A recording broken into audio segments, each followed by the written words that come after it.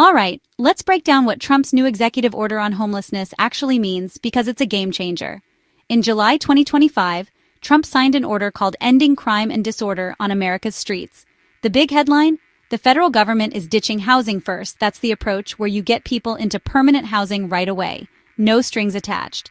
Instead, Trump's plan is all about treatment first and public safety.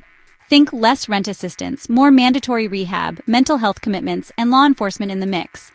Agencies like HUD, DOJ, and HHS are now told prioritize funding for cities and states that enforce camping bans, crack down on street drug use, and make treatment non-negotiable. If a program lets people use safe consumption sites or skips drug enforcement, funding could dry up fast.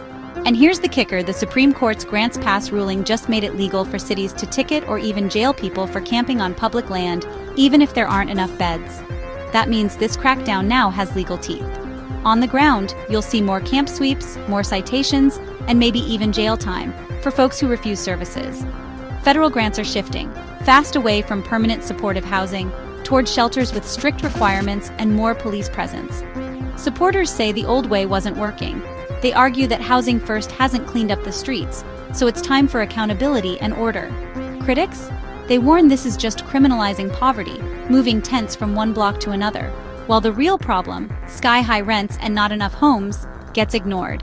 So here's the bottom line: Trump's policy is law and order first, treatment required, housing later.